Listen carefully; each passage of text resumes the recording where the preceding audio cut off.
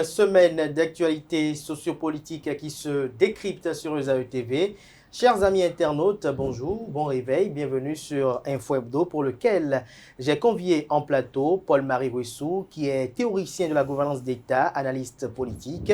Il sera avec Distel Amoussou, consultant média communication, chroniqueur, analyste politique, président, directeur général de l'agence de documentation, de liaison et des services spéciaux ADLSS. Avec eux, chers amis internautes, on fera le tour de l'actualité politique nationale, notamment les sujets majeurs de cette semaine, notamment la nomination des ministres conseillers effectuée par le président de la République, Patrice Talon, le mercredi dernier en Conseil des ministres. On effectuera également quelques commentaires sur l'audit de la liste électorale portée par le cadre de concertation des partis politiques de l'opposition au président Patrice Talon. Avant de retrouver mes invités pour le décryptage, chers amis internautes, je vous invite à suivre cette capsule vidéo qui vante les mérites de l'école supérieure d'administration, d'économie, de journalisme et des métiers de l'audiovisuel ESAE qui a ses campus dans les villes de Cotonou, d'Abomey-Calavi et de Parakou.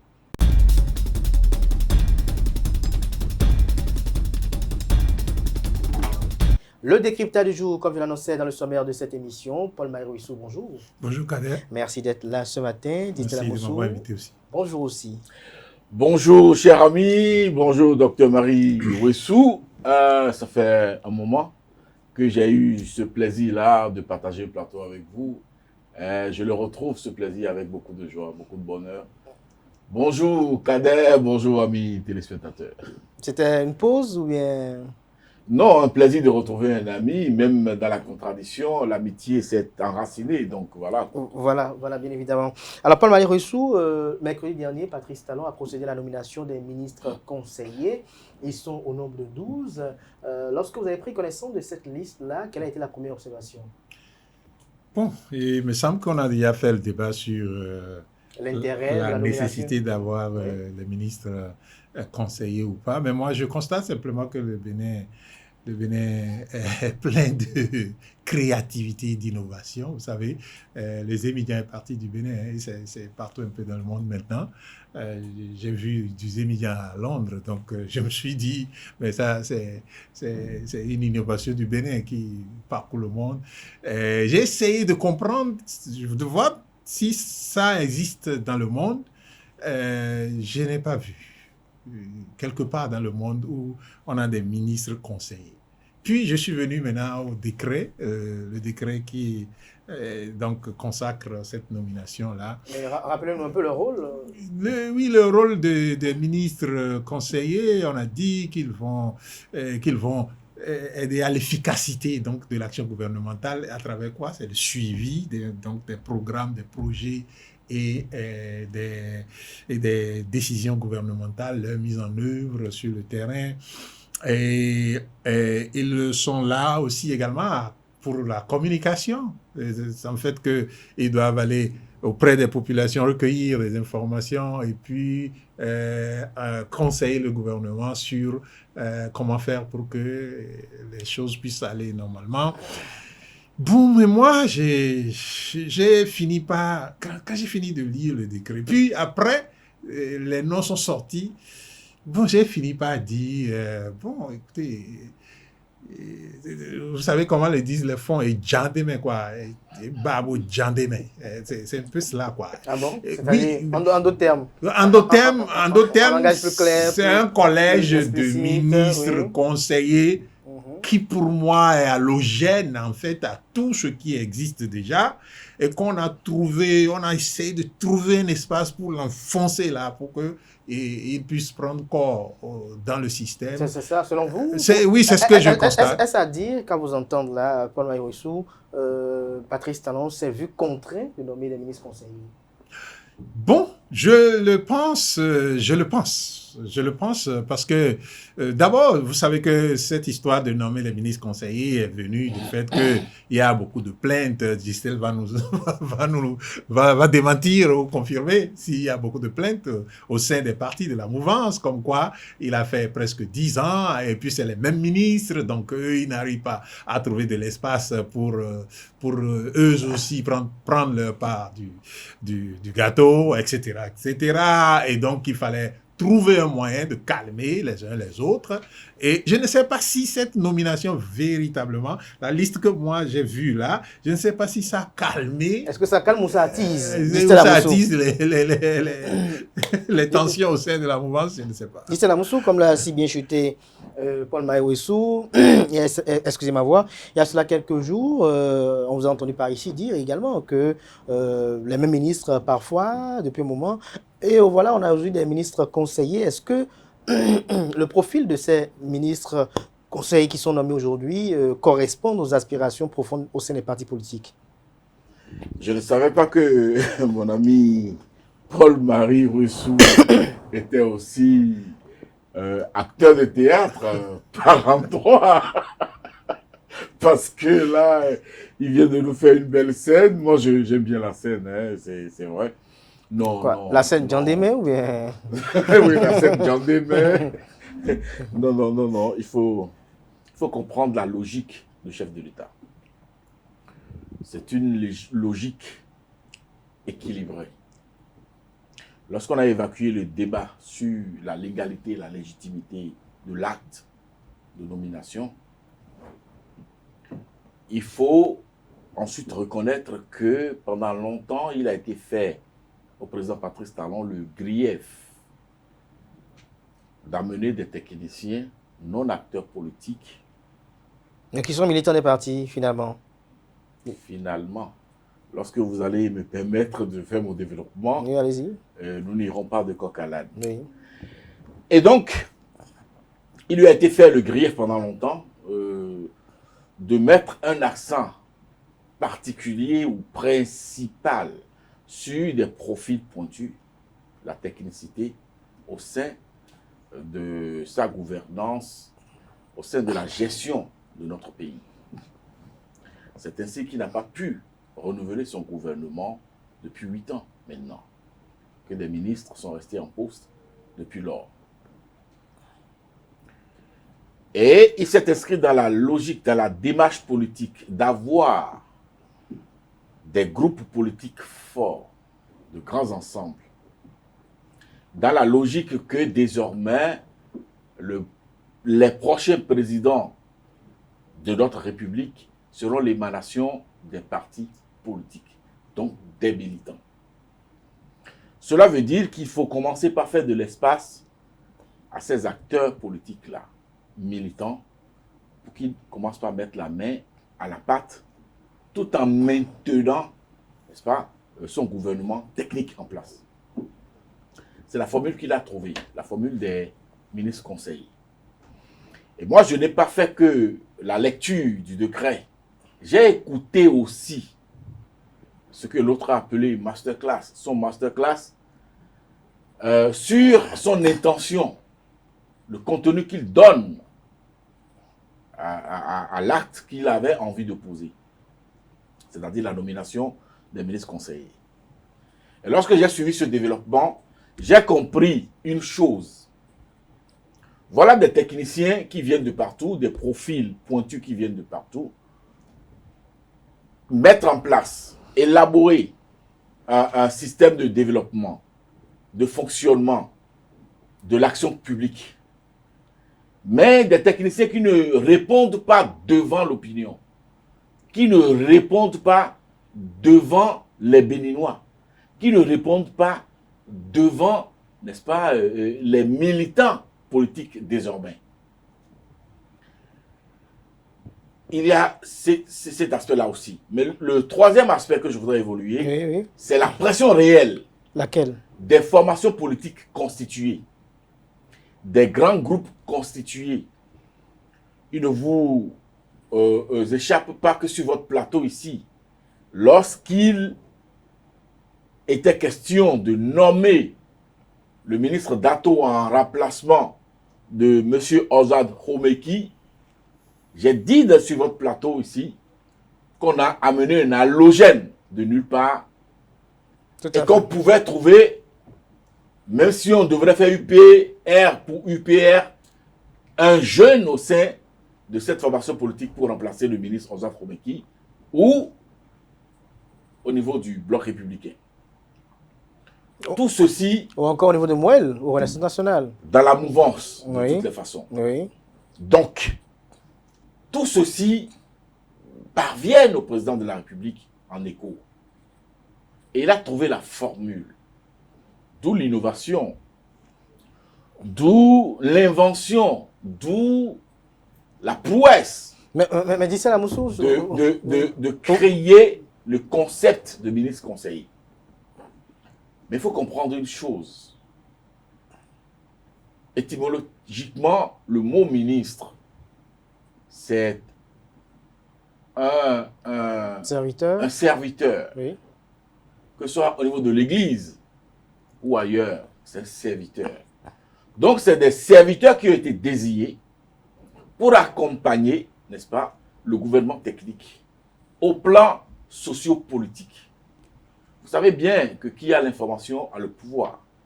Vous savez bien que les personnalités qui sont désignées ont le contact facile avec, n'est-ce pas, chacun en ce qui le concerne, son parti et les militants de son parti au niveau de la base. Donc, je crois que c'est une machine qui est installée pour décliner au sein des différentes couches de notre société, de notre pays, n'est-ce pas, l'efficacité de ce qui se fait pour aider à déconstruire la campagne d'intoxication et de mensonges qui a en cours. Je reviens tout à l'heure par rapport au décryptage de la composition de ces 12 ministres conseillers. Mais Paul Maï-Ouessou, lorsque vous avez suivi tout à l'heure Distel Amoussou, est-ce qu'il vous convainc? Non, du tout, du tout, du tout. La raison pour laquelle il ne me convainc pas, c'est que d'abord, quand on parle de technicité de ceux qui sont nommés ministres, vous savez, moi, dans notre pays, depuis un certain temps, tout ce qu'on nous a fait avaler de façon classique, de façon traditionnelle, moi, je mets un point d'interrogation là-dessus. Vous voyez, on va vous dire que il est jeune, ça fait ceci. Il est jeune, ça change quoi? Il est technique. Quelle est la technicité de... Même le ministre conseiller, vous avez des jeunes? Pardon? Même le ministre conseiller, vous avez des jeunes? Non, je ne parle de gouvernement en parlant de la technicité, parce qu'il a parlé de la technicité, et donc maintenant il faut aller chercher le volet politique pour s'associer à ça. Mais malheureusement, le rôle qui est dévolu à ces ministres conseillers, qui est de contribuer à l'élaboration de la politique ou des politiques publiques, et ensuite de travailler au suivi donc de la mise en œuvre de ces politiques, est un domaine hautement technique, hautement spécialisé. Ça n'a rien à faire avec la politique. Vous relevez une antinomie, là? Oui, bien sûr. Bien sûr. C'est un domaine hautement technique. La chose. Hein. Oui. Vous permettez, hein, non, ce qui est recherché ici n'est pas une suite ou un accompagnement technique. Le président Patrice Talon a été très clair en février lorsqu'il déclinait le contenu du concept ministre-conseiller. Mais dans le décret aussi. Oui. Il a dit, voilà des gens techniques qui réalisent pour les populations, mais qui n'ont aucun contact avec les populations. Il veut corriger ça. Il veut que désormais, des informations remontent sur la table pour que les autres techniques, avec leurs yeux, puissent regarder pendant qu'à côté, il y ait des acteurs politiques pour mettre les bémols, faire les arbitrages nécessaires. Non, Distel Amoussou, cette formule, nous l'avons connue. Si vous permettez, oui, Distel Amoussou, le président. Oui, pour permettre à nos amis internautes de le comprendre très bien. Ça vous dit, la caricature que vous faites, c'est quoi? Le ministre, lui, titulaire, il est au bureau. Il est à son poste. À son poste. Oui. Et Tonton Pion qui est nommé dans son rôle. Tonton Pion qui est nommé comme ministre conseiller, couvert, lui, sans qu'il y ait de la politique, va vers les populations. Les populations lui font part de certaines doléances. Il recourt encore vers le ministre, faire le point. Ce n'est pas la méthode. Tout est question de coordination, tout est une question de structuration. Et là, on ne va pas aborder l'organisation interne des rapports entre ministres conseillers et ministres titulaires. Voyez-vous? Justement, mais c'est important, c'est important pour... C'est important. Film, je vous dis le film. Mais Dissel Amoussou, vous savez que c'est important, les rapports entre ministres conseillers et ministres. Oui, ils viennent d'être nommés, ils n'ont même pas encore pris fonction. Et celui qui les a nommés a certainement pensé à la méthode, à la coordination entre les deux entités. Et donc, moi, je ne peux pas me mettre maintenant à spéculer sur ça. Par contre, vous m'empêchez de dire... Non, je ne vous empêche pas de dire. Non. C'est vous qui lui avez arraché la parole tout à l'heure. Allez-y, Dissel Amoussou. Allez-y. Non, il faut finir parce que ça permettra de rebondir. Oui, parce qu'en fait, c'est quoi? On a connu cette formule sous le président Feu Général Mathieu Kérékou. Deux, principalement. Kérékou 2, je vous l'ai dit. Oui. Lorsqu'il y avait des décisions sensibles à prendre, la présidente dispose d'une direction, d'un service, les services spéciaux, qui vont faire des sondages sur le terrain. S'il y a des zones identifiées pour recueillir l'impact de la décision, on va faire les sondages dans ces zones-là. Et on remonte ces sondages-là. C'est une formule. D'accord? Le président Boni Yahi a utilisé aussi cette formule-là pendant longtemps. Avant de commencer par subir la pression des partis politiques, des petits groupes d'intérêt, des groupuscules électoraux. C'est ça qui l'a amené à malheureusement, au soir de son mandat 10 ans après, à se retrouver à près de 150 ministres ou 200 ministres. Parce que, et plusieurs centaines de DG. Voyez-vous? Parce que justement, il y avait toujours cette pression-là. Regardez, le président Boni Yahi a été obligé de nommer des ministres ou un ministre à 2 semaines de son départ. Entre les deux tours. Simplement parce que on lui a dit, dans cette zone-là, si tu prends le fils de ce terroir-là, ça va nous aider à avoir des voix. Bon. Donc, pour éviter tout ceci, on va écouter. Pour conclure, réellement, la pression politique existe. Oui. Et le président Patrice Talon a résisté jusqu'à la création des grands ensembles. Et je crois qu'il n'a pas pu continuer de résister. Mais oui, alors là, je suis d'accord avec sa chute. Et ça confirme ce que je dis. Ce que je dis, c'est que le rôle tel qu'il est défini dans le décret qu'on confie à ces ministres est hautement technique. Et Distel l'a dit tout à l'heure, a parlé de sondage. Mais c'est une activité scientifique de haut niveau. Ouais. Et si, justement, le président Kérékou l'a eu, c'est pour cela que moi, vous voyez, je mets un point d'interrogation sur des choses que nous avons et qu'on nous fait croire que ça, c'est, vous voyez, technique, c'est ici, c'est là, c'est technologie. Je mets un point d'interrogation là-dessus parce que si ça a été efficace, on n'en serait pas là. Ce n'est pas efficace parce que, justement, on met les choses, on met des tests. La non-efficacité, c'est par rapport à quoi? Non, comment on appelle, que le président Kérékou ait eu des ministres, on va dire, ou des cellules, okay, qui sont des cellules qui l'informent sur ce qui doit se passer sur le terrain et qui... Avant les prises de décision majeures. Oui. C'est une activité scientifique de haut niveau. Et donc, technique de haut niveau, c'est... Justement, c'est parce qu'on sous-estime la valeur de l'activité. C'était fait par une direction technique. Voilà. Mais justement, et le résultat que ça produit. Le résultat que ça produit. C'est ça le alors, problème. Alors, aujourd'hui, avec les ministres conseillers. Les ministres conseillers et ce que moi j'ai lu du décret. Oui. Qu'est-ce que vous comprenez du décret? On a dit pour vous, il y a une dichotomie. Qu'ils doivent contribuer à l'élaboration des politiques publiques. Ah, c'est un domaine technique. Élaboration des politiques techniques, publiques. Bon, maintenant prenons un exemple. Le député Badamassi à la défense et à la sécurité. Quelle est la technicité qu'il apportera? Parce que quand on dit... Il a des diplômes. Moi, j'ai des diplômes.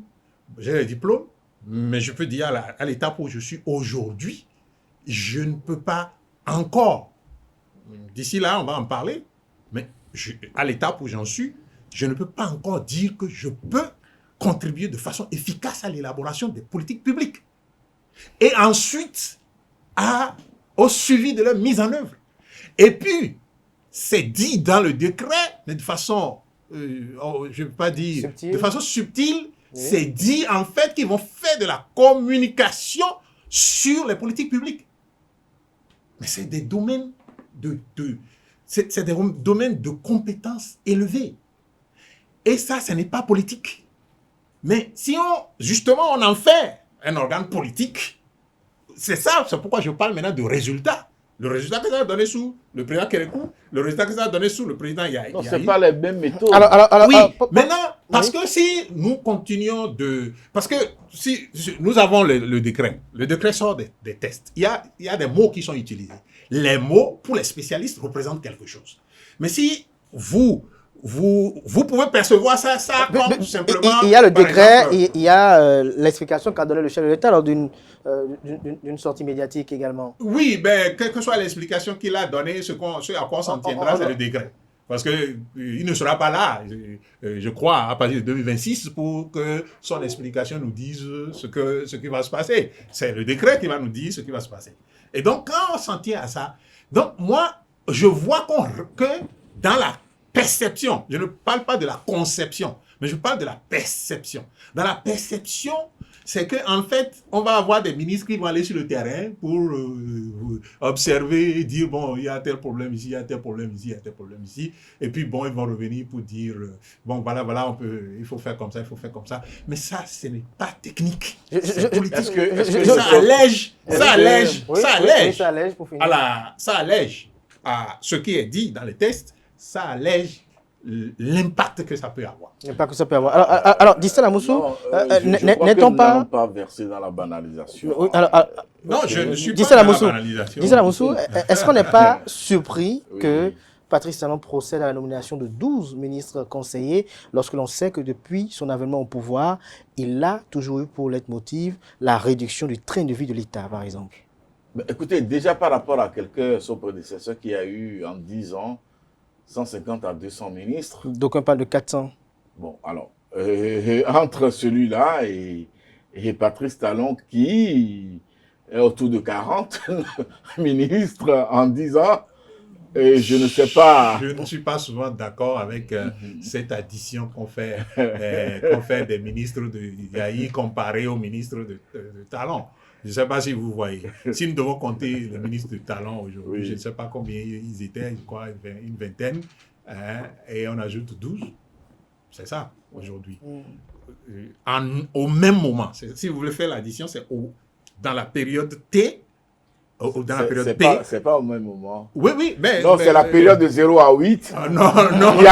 Il y a des ministres fixes. Non, du tout. Mais là, de la période 8 à 10, du tout. Il y a eu 12 ministres conseillers. Du tout. Vous voyez, c'est ça l'erreur mathématique que les gens font souvent.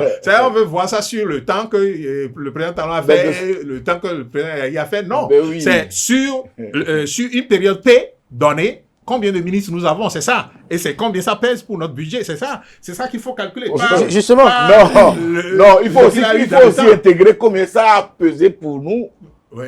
Pendant une dizaine d'années, le fait d'avoir des valses de Non, en fait, Dissel Amoussou, aujourd'hui, depuis... Excusez-moi. Parce qu'il faut rassurez-vous, je ne suis pas mathématicien. Non, parce que c'est rassurez-vous, je ne suis pas mathématicien. Parce que j'ai entendu des gens faire cette addition mathématique la dernière fois, et puis bon, ça se reprend aujourd'hui, mais il faut corriger ça. Parce que la question, c'est sur une période P de 10 ans. Non, pas de 10 ans. Mais c'est ça qu'il est question. On va progresser. Si vous le nombre de postes, je ne sais pas si le nombre de postes a évolué en allant à 50 et venant à 20. À 26 parfois, 16. Voilà, 16 mais ce dont nous parlons, c'est sur une période P donnée. Ça veut dire que ce n'est pas les 10 ans, c'est la période Pourquoi à vous partir du pourquoi vous mercredi où on a nommé. Pourquoi vous le coincez là? Non, mais c'est mathématique, C'est c'est une comme ça. période On va progresser si vous voulez, Paul Maïressou. Alors, Distel Vous voyez que Distel ne veut pas me laisser expliquer proprement ce dont Non, nous parlons. vous allez m'embrouiller, je ne suis pas mathématique. Alors, n'est-ce pas des charges de plus pour l'État? Non, pas du tout. Pas du tout, au contraire. Le gain que cela apporterait, ou rapporterait, ou pourrait rapporter, c'est une implication réelle de certaines couches aux prises de décision en ce qui concerne la chose publique. Est-ce à dire que ce à quoi les ministres conseillers vont servir n'était pas effectué autrefois? Écoutez, posé comme ça, je ne pourrais pas apporter une réponse précise à la question. C'était effectué, mais diversement. La perception que chacun pouvait avoir est une différente perception. Mais aujourd'hui, le président Patrice Talon veut qu'on retienne que ce qui était fait de façon diverse sera aujourd'hui par ces ministres conseillers. J'avais parlé de sondage, c'était une manière. D'autres avaient utilisé comment vous appelez, les religieux, les pasteurs, pour le cas de Boni Yahi, à qui on avait acheté des motos, des voitures. D'accord? Ah, donc Ça, c'est donc c'est la même chose, c'est ça? oui, c'est des pratiques. Donc c'est la même chose avec les ministres L'essentiel, conseillers? c'est que le gouvernement puisse avoir un retour en amont et en aval après une décision. Donc on peut se dire qu'avec ces 12 ministres conseillers, Patrice Talon a ces 12 guerriers en filigrane pour 2026. Non. Pour la préparation si politique. Si tel était le cas, c'est qu'il aurait laissé sur le quai plus de 1500 électeurs. Parce qu'il a laissé 3 départements. Donc, ce n'est pas ça, sa logique. Il n'y a pas eu de ministre conseiller du Mono. Il n'y a pas eu de ministre conseiller natif de Diakotomé, enfin, du Koufo. Il n'y a pas de ministre conseiller dans la Donga. Il n'y a pas de ministre conseiller originaire de la Takora.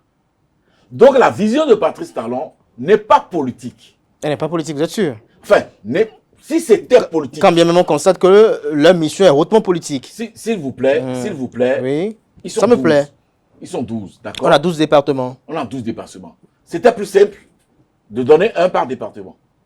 Là, on saurait qu'il avait agi politiquement et qu'il a fait une couverture intégrale du territoire.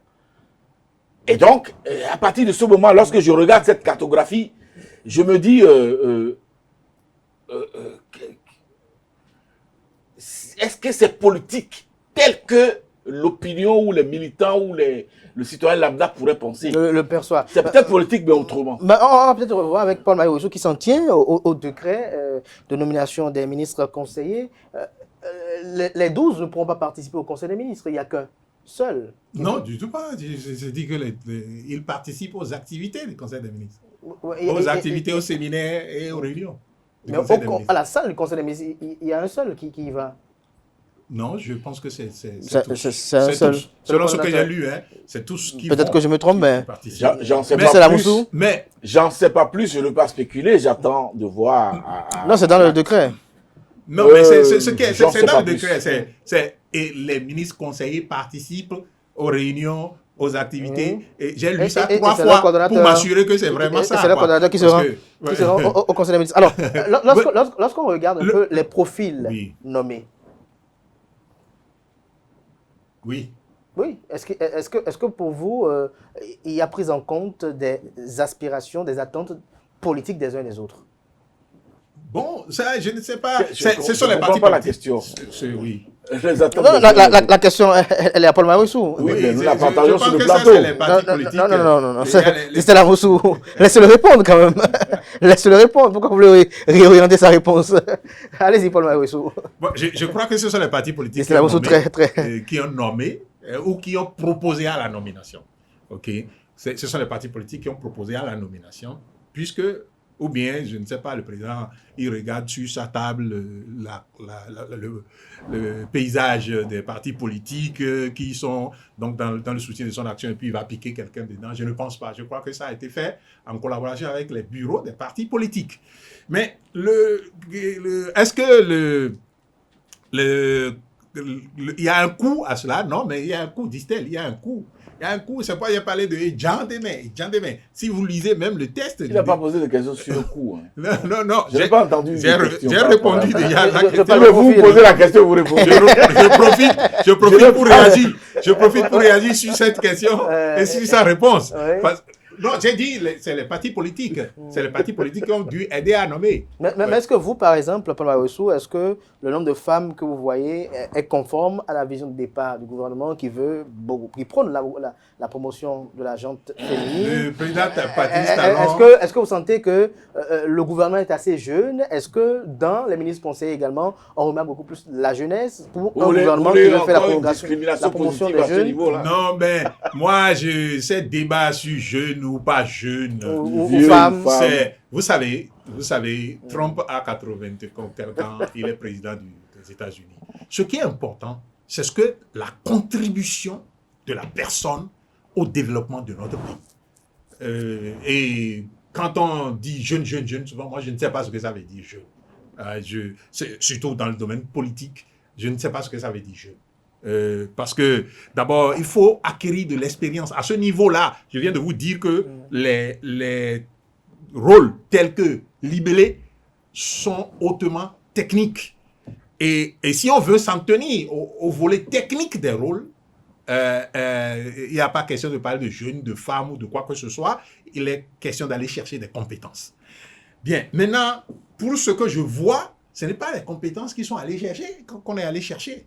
Puisque je vois une certaine Prudencio, S'il vous plaît, le président du parti Renaissance nationale. Renaissance nationale s'appelle Claudine Afiani-Prudencio.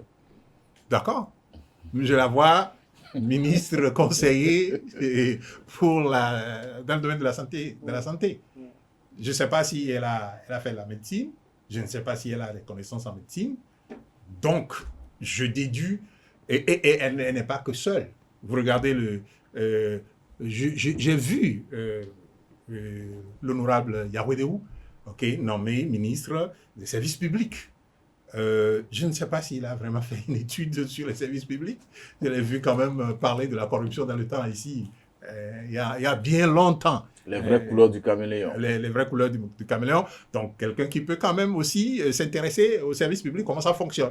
Oui, peut-être. De toute façon, on va les voir à l'œuvre. Oui, on va le voir à l'œuvre.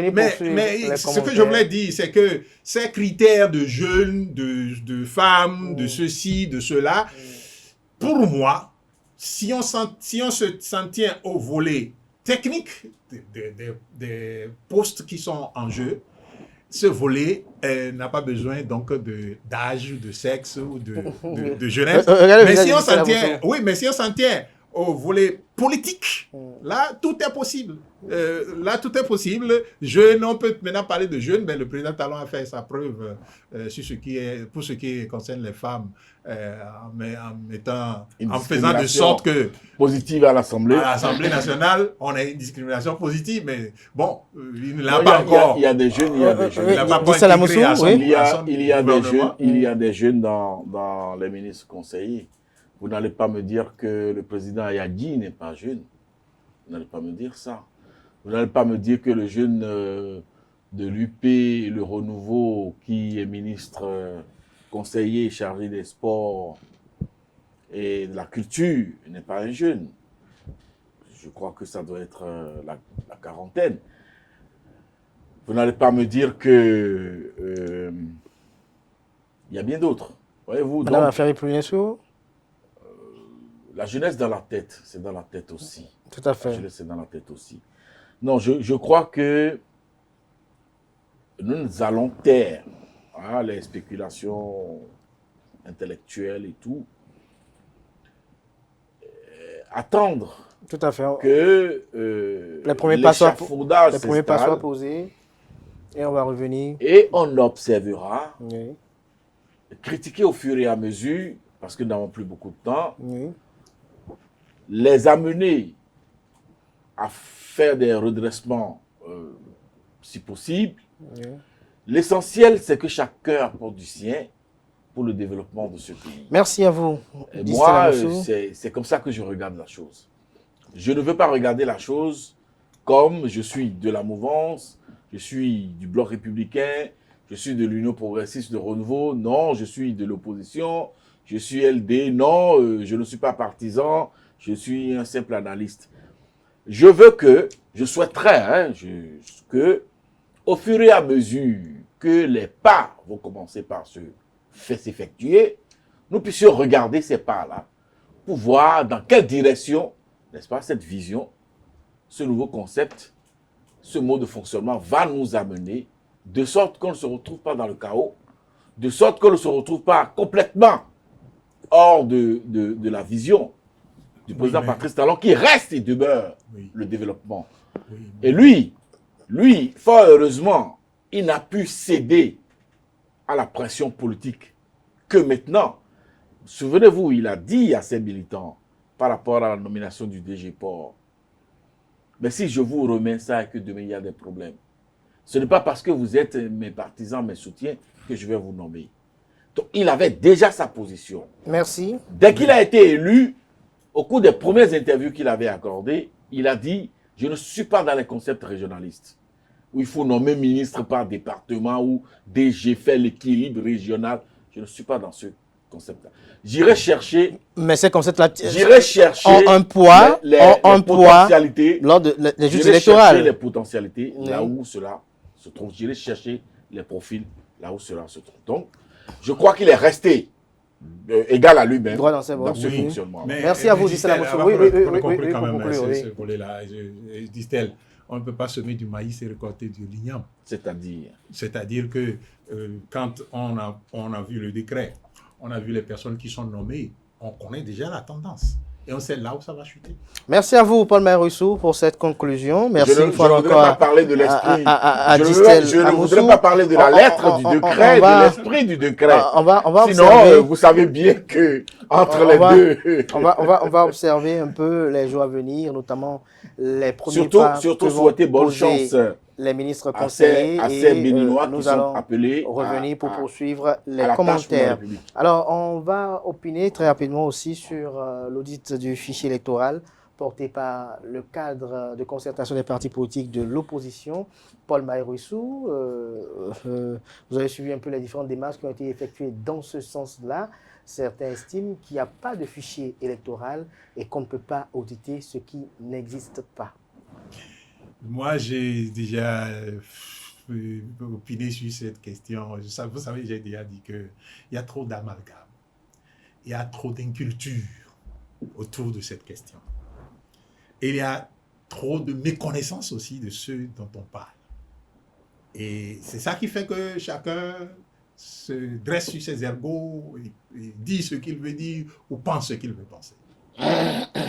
La question de l'audit du fichier électoral. Il a déjà dit que le fichier qui va faire les élections de 2036 existe. 26. Moi, je dis 36. Donc, je donne 10 ans de plus. Ça existe déjà. Comment? Le fichier qui doit faire les élections à venir en 2036, donc 10 ans d'ici, les enfants qui vont avoir 18 ans sont déjà nés. Et sont déjà enregistrés sur la base de données. Je ne sais pas si vous comprenez ça. Oui. Donc ça existe déjà. Maintenant, vous pouvez me dire, légalement, on dit combien de jours là, 180 ou bien 120 jours, et puis après 60 jours, vous pouvez dire ça. Ça, c'est une activité politique électorale. L'audit, parce que beaucoup ne comprennent pas ce que ça veut dire audit même.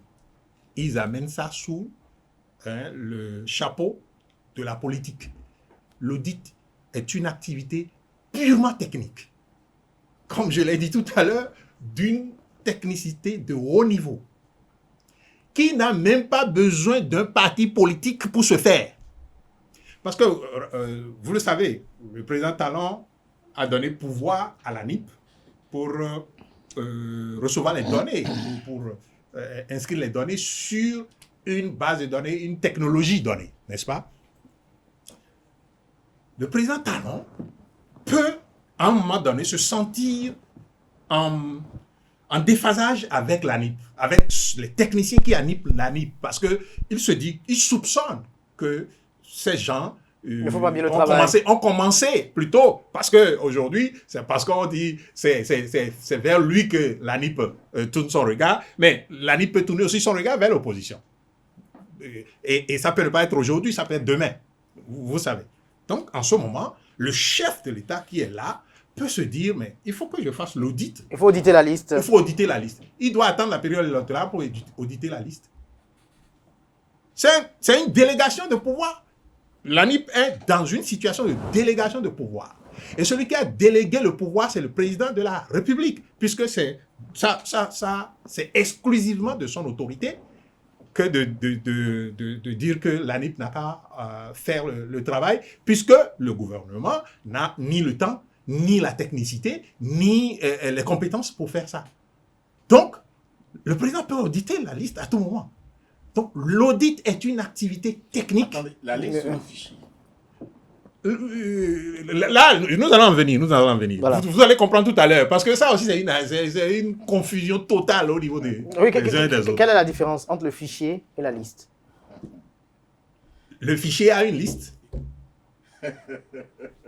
Quand vous regardez un fichier, vous avez une liste là-dessus, n'est-ce pas? Donc, la liste est inclue dans le fichier. Mais non, le fichier, c'est une technologie. Un fichier, c'est une technologie. Un fichier, c'est une technologie. Vous prenez un fichier Word. Prenez un fichier Word.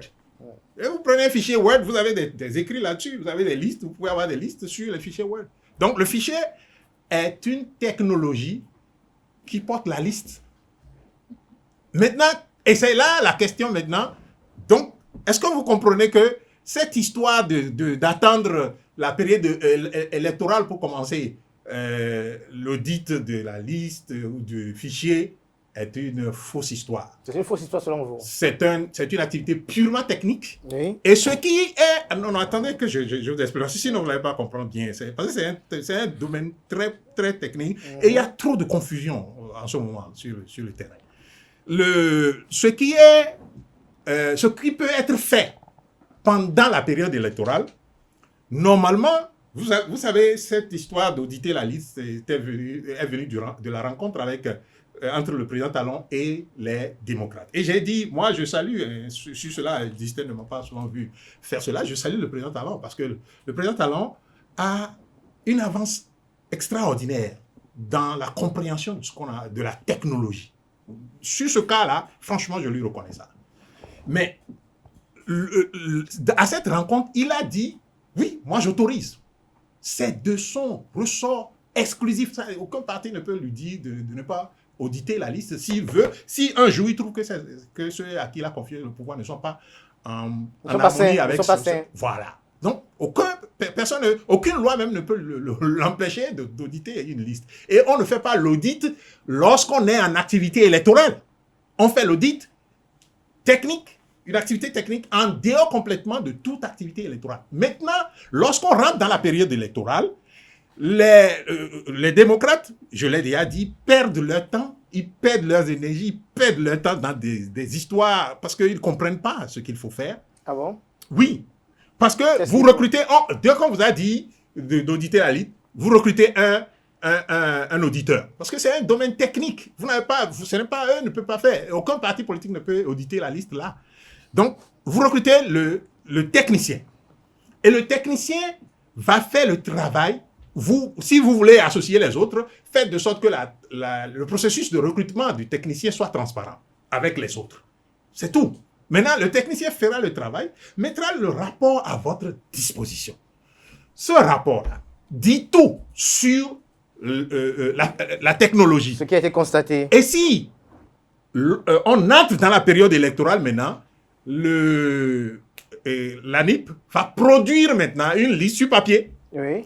Et vous verrez si ce qui a été dit par l'auditeur est En conformité. en conformité avec la liste qui La est liste produite. qui est Et en produite. ce moment, Oui. vous faites les vérifications. C'est ça qui fait les 60 jours. Il faut aller de 120 à 60 180 jours. d'abord. Donc, vous vérifiez. Ça devient 120. une activité politique. Oui. Voilà. Donc, il faut séparer l'activité politique de l'activité technique. De l'activité technique. Merci à vous, Paul Rousseau, pour votre développement. Distella Moussou, vous avez suivi tout à l'heure votre vis-à-vis. Qu'est-ce que vous pensez de son développement? Non, je crois que nos amis du parti Les Démocrates doivent commettre l'expertise de Paul-Marie Wessou pour un séminaire de formation autour de l'esprit même de leur démarche. Et je crois qu'il a parfaitement raison. Mais je crois qu'à contrario, ce que veulent auditer ces démocrates, ce parti Les Démocrates, c'est la liste électorale informatisée. C'est l'instrument politique qu'ils veulent auditer. Et cet instrument-là ne peut exister qu'entre 180 jours. du scrutin. Non, cet instrument existe déjà. Parce Non. que, attendez, je vais l'expliquer. Parce que Ça cet existe déjà. Cet instrument, La loi dit, cet instrument, c'est le fichier électoral. oui, qui va être, S'il vous plaît, dont on va retrancher les personnes décédées, intégrer ceux qui auront 18 ans à date, oui, n'est-ce pas? Voir s'il y a des doublures qui traînent, corriger et remettre à la Sénat pour aller au vote. cet instrument existe déjà. Parce que si ça n'existe pas, dans la loi, on n'a pas dit qu'il faut créer l'instrument. Il faut créer la liste. Non. On a dit il faut extraire. On Oui. n'extrait pas quelque Oui, chose justement, qui n'existe justement. pas. Distella Moussou. Distella Moussou. Distella Moussou. Et Distella Moussou, Oui. pour rester dans l'esprit de ce que dit Paul-Marie Rousseau, lorsqu'on regarde de très près, est-ce que déjà aujourd'hui on ne peut pas connaître ceux qui seront à même de voter en 2026? ça n'est pas possible. En tout cas, Oui, bien on sûr. peut connaître. Oui. Bien sûr. On sait que l'enfant qui Puisque est si, né, si on sait qu'il oui, qu'il a s'il vous 17 plaît, ans, oui. Oui. Maintenant, Oui.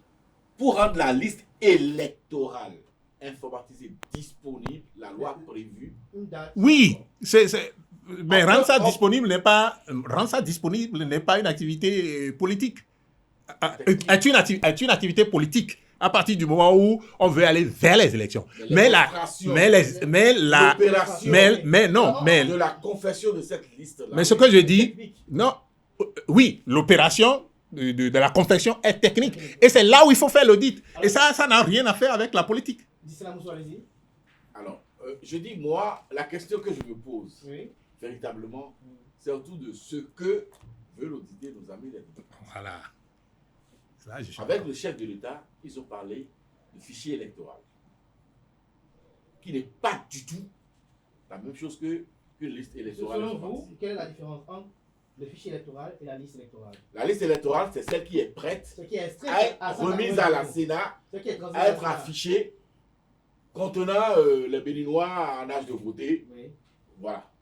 C'est ça, pour moi, la liste électorale informatisée. Oui, mais est-ce que dans une volonté d'anticipation, est-ce que les acteurs politiques ne peuvent pas demander que cette extraction se fasse un peu plus tôt pour qu'ils puissent avoir un regard dessus avant que soit transmis? Cela ne peut se faire que dans le cadre légal, donc à l'Assemblée.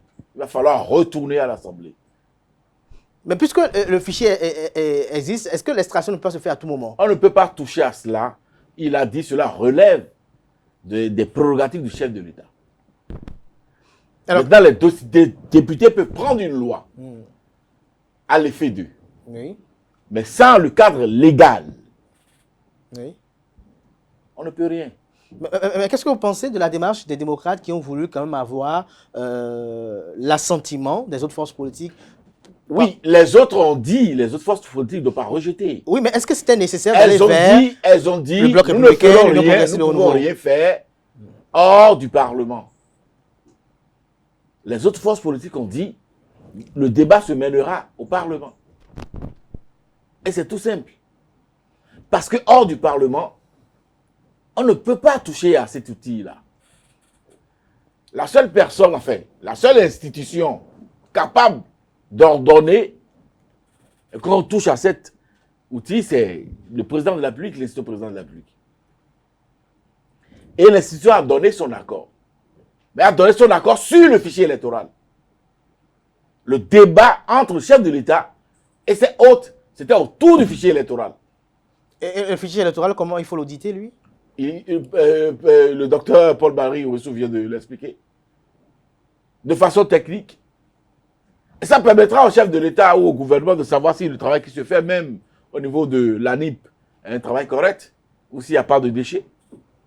Oui, s'il y a de déchets, le rapport notifiera et ils corrigeront ce qu'il serait possible de corriger. Mais par rapport à l'enjeu électoral et ce qui est la vision de nos amis du Parti Les Démocrates, c'est la liste électorale informatisée. Mais on ne peut pas toucher à cette liste-là hors du cadre électoral, sans une loi. C'est pas possible. C'est pas possible. Non. Alors, Paul Maïwesso, est-ce que selon vous, les partis politiques membres du cadre de concertation de l'opposition, est-ce qu'ils avaient besoin d'aller vers ceux de la mouvance pour satisfaire cette volonté politique? Non, je crois que, je l'avais déjà dit, qu'ils perdent le temps. Ils ont beaucoup d'autres choses plus importantes à faire que d'aller courir derrière je ne sais quel parti politique pour venir. Vous voyez, ils ont rendu ce qui est technique et dont leur a déjà donné l'accord, ils ont rendu ça politique et compliqué maintenant la vie à eux-mêmes. Voilà. Ils ont rendu ça politique et ils ont compliqué la vie à cela. Faites le travail. Ils n'avaient pas besoin d'aller au bloc républicain. Du tout. Ils commettent des experts. Ils commettent des experts. 2 ou 3, ils proposent au chef de l'État qui fait l'arbitrage, regarde les coûts, fait l'arbitrage avec le ministre des Finances. Et puis, donc, ils n'avaient même pas besoin. Prend un acte et ordonne, instruit passer la commande au cabinet qui est retenu, fait son travail. Donc, dit ça, à vous entendre, donc, les démocrates n'avaient même pas besoin de rester au sein d'un cas de concertation de l'opposition. Il a si bien expliqué, c'est-à-dire que au départ, ils ont présenté un travail technique. Oui. L'envie de faire un travail technique. Le chef de l'État a épousé, a accompagné. Mais après, ils ont commencé par jouer aux entourloupes politiques et se sont retrouvés dans le décor. C'est tout, c'est pas autre chose. Alors pour finir, Paul Maïwesso, est-ce que lorsque vous dites que les démocrates se perdent de combat, est-ce que vous êtes en train de dire que la fiabilité de la liste n'est pas le seul élément qui garantit une bonne élection? Non, la fiabilité, ça c'est un millionnaire des choses qu'il faut faire. C'est pourquoi je dis qu'ils perdent le temps dans des futilités. Excusez-moi de parler ainsi, hein, mais en fait, le travail, on l'a dit tout à l'heure, c'est technique.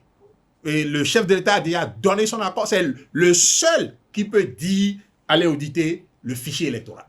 Parce que là, c'est technique. Et il a déjà donné son accord. Il a déjà donné son accord. Maintenant, vous allez... Le garde des Sceaux a réitéré. Il a instruit le garde des Sceaux à les recevoir et à le... Fait cela. Maintenant, vous allez prendre les politiques pour... Et vous voyez, on revient un peu à la situation de Corse-Lépi. Vous voyez à peu près des trucs, des choses comme ça dans lesquelles on perdait du temps, on perdait de l'argent. Enfin, je ne voudrais pas enquiquiner nos amis les démocrates. Hein. Au fait, je crois qu'ils ont besoin d'un peu de ressources. Parce que la création de... Ils ont parlé d'organes multipartites, BR, UP, le Renouveau, société civile, LD, un comité pour gérer la chose aux côtés des experts. Alors, comment est-ce que ce comité-là va fonctionner? Sur quelles ressources ce comité-là va fonctionner? Quel sera le mode de désignation des cadres? Le chef de l'État va mettre à disposition. Non mais attendez, c'est-à-dire que ils ont compliqué la chose, simplement. C'est ça ce que je disais, l'inculture technologique, parce que la technologie élimine un certain nombre de choses. Et c'est d'ailleurs pour cela que, c'est pourquoi je dit-elle pour cette fois-ci, non, sincèrement, je suis en accord avec le président Talon, parce que... Merci, il écoute cette émission. Donc. Parce que vous imaginez, il a dit, hein, dès qu'on lui a posé le problème, écoutez, c'est une activité que le président Yahi a commencé.